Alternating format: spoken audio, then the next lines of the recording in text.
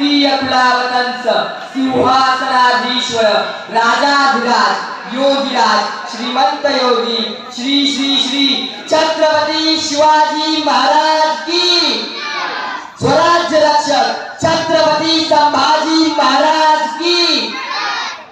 महाराष्ट्राचे अधिदैवत भूपती नृपती पृथ्वीपती परमप्रतापी प्रगल्भ बुद्धिमान विज्ञानिष्ठ जगविख्यात विश्ववंदनीय राजाधिराज योगीराज श्रीमंत योगी श्री छत्रपती शिवाजी महाराजांना या जिजाऊच्या लेखाचा मानाचा मुद्रा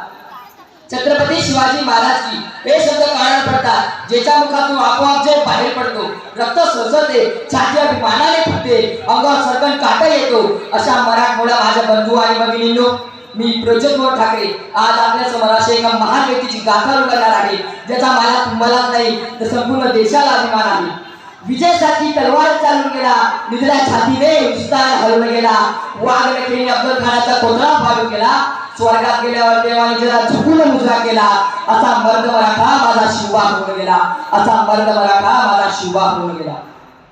आज या मातीमध्ये जन्म घेतलेल्या मुलाला सांगावे लागत नाही की छत्रपती शिवाजी महाराज कोण होते कारण जन्मताच तिथली माती शिवरायांचे नाव मनामध्ये कोरून ठेवते शिवरायांचे नाव हे महाराष्ट्राचे सर्व कानाकोपऱ्यात सर्वत्र पसरले आहे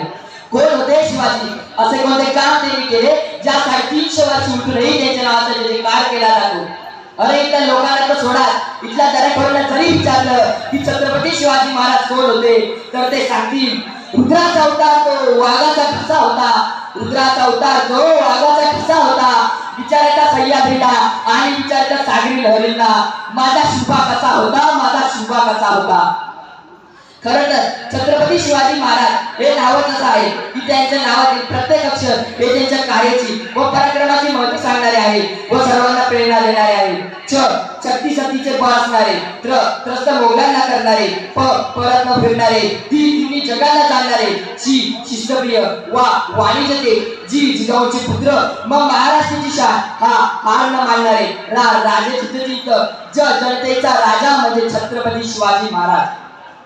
कोणी एकेकाळी महाराष्ट्रात 5 सुद्धा सत्ता राज्य करत होत्या त्यांच्या आपसात सुद्धा लढाया व्हायच्या यात महाराष्ट्राचे मोठे नुकसान व्हायचे मराठा सैनिक न्हापून मारले जायचे अशा परिस्थितीत महाराष्ट्राला हवा होता एक झंकार धगमगता पेटता अंगार अखेर ती वेळ आली आणि सह्याद्रीची गर्जना झाली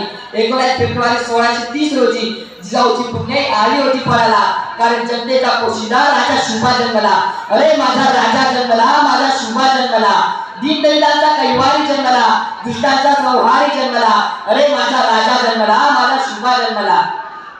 जिजाऊंनी शिवरायांना लहानपणापासूनच सत्तेसाठी व न्यायासाठी लढायला शिकवले जर कोणी चुकत असेल तर त्याला सत्तेची वाट दाखवा जर कोणी चुकत असेल तर त्याला सत्तेची वाट दाखवा आणि जर कोणी लढत असेल तर त्याला मराठीची जात दाखवा आणि जर कोणी लढत असेल तर त्याला मराठीची जात दाखवा अशी शिकवण जिजाऊंकडून शिवरायांना मिळते भोळ्या बाबडे जनतेला गुलामगिरीतून मुक्त करण्याचे दृष्टिकोन त्यांनी आपल्या डोळ्यासमोर ठेवला आणि त्याप्रमाणे कार्य केले